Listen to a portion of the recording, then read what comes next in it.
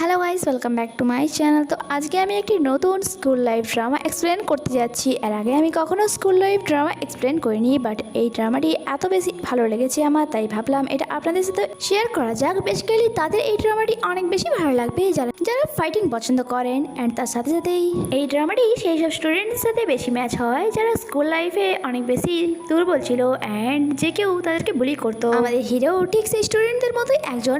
বেশি কথা না বলে এক্সপ্লেনেশন শুরু করা যাক। তো ড্রামার শুরুতেই আমাদেরকে এই ড্রামার মেন লিডকে দেখানো হয় যে একটি নতুন স্কুলে ট্রান্সফার নিয়ে এসেছিল, অ্যান্ড এখানে তার ড্যাড টিচারের কাছে তার প্রশংসা করে যাচ্ছিল যে ছোটবেলা থেকেই সে পড়াশোনায় অনেক ভালো, অ্যান্ড তার সাথে সাথে সে অনেক মেডেলও জিতেছে। এরপর টিচার তাকে ক্লাসরুমে নিয়ে যায় যেখানে তার ইন্টারভিউ দেওয়ার কথা বলে। সে তার নাম বলার পর পেছনে একটি খালি বেঞ্চে গিয়ে বসে পড়ে যেখানে এই দুই পুলিশের তার ওপর নজর পড়ে। এরপর টিচার তাদেরকে কিছু কোশ্চেন পেপার সলভ করার জন্য দিয়ে বাইরে চলে যায়, অ্যান্ড আমরা কিউমকে দেখি যে এক ভালো স্টুডেন্টের মতো কানে হেডফোন লাগিয়ে কোশ্চেন সলভ করা শুরু করে। স্কুল শেষ করে সে একাডেমিতে যায় ক্লাস নেওয়ার পর। এরপর সে নাইটে বাসায় ফিরে যেখানে তার মম অপেক্ষা করছিল তার জন্য, যার কথা শুনে আমরা জানতে পারি ওনার শারীরিক কন্ডিশন ঠিক নেই। অ্যান্ড মমের সাথে কথা বলার পর সে তার রুমে চলে যায়। কিছুক্ষণ পর তার ড্যাড যখন বাসায় ফিরে, ড্যাডের আওয়াজ পেয়ে সে মনোযোগ সহকারে ম্যাথ সলভ করা শুরু করে। ড্যাড তার কাছে আসে অ্যান্ড তাকে জিজ্ঞাসা করে, তুমি আজ কতগুলি পেজ সলভ করলে? সে বলে 178 পেজ সলভ করে নিয়েছিল, বাট অনেকক্ষণ ধরেই সে এই কোশ্চেনটি সলভ করতে পারছে না, বারবার ধরে ভুল হচ্ছে। আর যা জানতে পেরে তার ড্যাড তার মাথায় হিট করা শুরু করে অ্যান্ড বলে, তোমার মাথায় কি হয়েছে? এই সামান্য একটি কোশ্চেন তোমার দ্বারা সলভ হচ্ছে না? তার ড্যাড তো তার মাথায় হিট করা বন্ধই করছিল না, আর যার কারণে কিউমের অনেক বেশি রাগ হচ্ছিল, বাট ড্যাডের মুখের ওপর কথা বলার তার সাহস ছিল না। আর আমরা এখানে জানতে পারি তার ড্যাড এক টক্সিক পার্সন ছিল, যার কারণে সে ট্রমার সাথে জীবনযাপন করছিল। ইভেন তো সে রাতে নিজের গলা টিপে নিজের জীবনও নেওয়ার চেষ্টা করতো।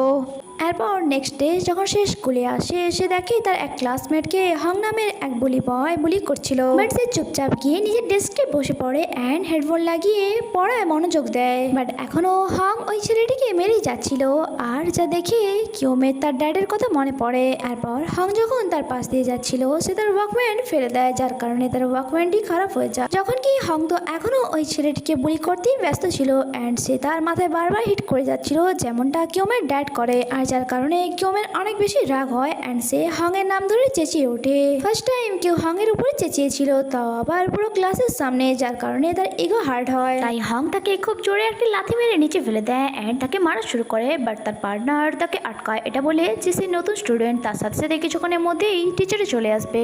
ক্লাস শেষে হং তার আরেক বলি ফ্রেন্ড যার নাম জুন ছিল তাকে কিউমের কথা বলে তার মজা নিচ্ছিল। তখনই তারা দেখে কিউম এইদিকে আসছে, তাই তাকে সাইডে নিয়ে যায় কথা বলার জন্য। কিউম তাকে সরি বলে তার উপর চেঁচানোর জন্য, বাট হং তাকে আরো বেশি ভয় দেখায় যে আজ থেকে আমি যা বলবো তোমাকে তা শুনতে হবে, নিজের লিমিটে থেকো।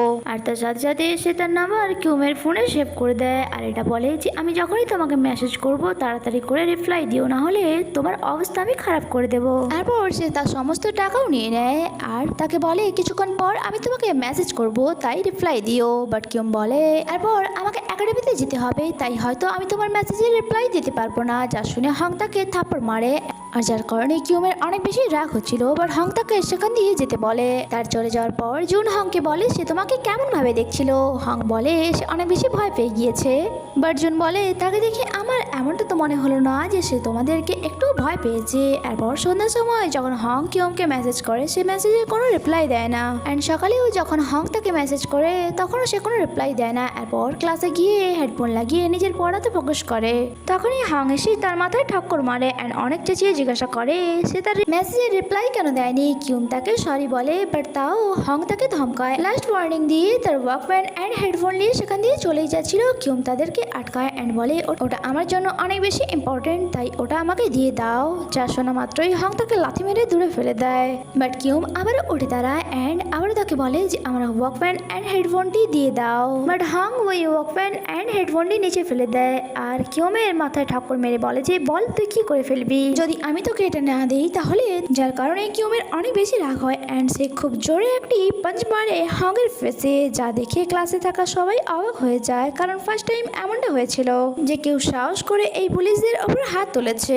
অ্যান্ড তখনই ওই ক্লাসে থাকা স্টুডেন্টের নজর যায় কিউমের উপর, যে এই ড্রামার সেকেন্ড মেল লিড ছিল। হং এর অনেক বেশি রাগ হয় অ্যান্ড সে কিউমকে আবার একটি লাথি মারে অ্যান্ড বলে তোকে তো আজকে আমি মেরেই ফেলবো। বাট এখানে তাদের জবরদস্ত ফাইটিং শুরু হয়। বাট কিউমের পাঞ্চেস অনেক বেশি পাওয়ারফুল ছিল, ইভেন তো সে হংকে কাপড়ের মতো ধুয়ে দিচ্ছিল। অ্যান্ড এক টাইম এমনও আসে যখন কিউম হংয়ের গলা টিপে তাকে মারার চেষ্টা করে, যা দেখে হংয়ের পার্টনার যখন এগিয়ে আসে ইয়ঙ্গি তাকে আটকায় অ্যান্ড বলে রেফারি আমি, তাই কেউ মাঝে আসবে না। কিছুক্ষণ পর কিউম তার গলা ছেড়ে দেয় অ্যান্ড নিজের হেডফোন নিয়ে সেখান দিয়ে চলে যাচ্ছিল। বাট আবারও হং উঠে তাকে মারতে যাচ্ছিল, বাট তার আগেই কিউম ব্যাক টু ব্যাক দুটি পাঞ্চ মেরে তাকে আবারও শুইয়ে দেয়। এরপর সে নিজের ডেস্কে এসে বসে পড়ে। ছুটির পর ইয়ঙ্গি তার সাথে দেখা করে, যে তার অনেক বেশি প্রশংসা করছিল অ্যান্ড তাকে জিজ্ঞাসা করে কাল লড়ার জন্য রেডি থাকবে। বাট কিউম বলে আমার লড়াই করার কোনো ইচ্ছে নেই। বাট ইয়ঙ্গি বলে লড়তে তো তোমাকে হবেই, কারণ তুমি হংকে মেরেছো, সে তার ফ্রেন্ডকে অবশ্যই নিয়ে আসবে তোমাকে মারার জন্য, তাই তাদের মোকাবিলা করার জন্য তোমাকে রেডি তো থাকতেই হবে। বাট কিউম বলে আমার লড়াই করার কোনো ইচ্ছে নেই, এটা বলে সে সেখান দিয়ে চলে যায়। এরপর আমরা তাকে দেখি সে যখন বাসে হয়ে যাচ্ছিল আজকের লড়াইয়ের কথা ভেবে তার ফেসে স্মাইল ছিল, কারণ ফার্স্ট টাইম ফাইট করে তার অনেক বেশি ভালো লাগছিল। এরপর সে একাডেমিতে যায়, ক্লাস শেষ করে বাসায় ফিরে রুমে যাওয়ার পর সে তার বড় ভাইয়ের সাথে কথা বলছিল যে এখন এই দুনিয়াতে নেই। আর এটা কিউমের শুধুমাত্র একটা হ্যালুসিনেশন ছিল। আর আমরা জানতে পারি ওই ওয়াকম্যান অ্যান্ড হেডফোনটি তার বড় ভাই ছিল, যার কারণে সে এটা নিয়ে এত পজিটিভ। আর তার বড় ভাই তাকে বলে কারোর কথা শোনো না, শুধুমাত্র নিজের মনের কথা শোনো। এরপর তার ড্যাড চলে আসে তার প্রোগ্রেস চেক করার জন্য, তাই সে পড়তে বসে যায়। নেক্সট ডে যখন সে স্কুলে যায় তাকে হং ছেড়ে দেয় আর বলে আজ রেডি থাকিস, তুই আজ বাঁচবি না।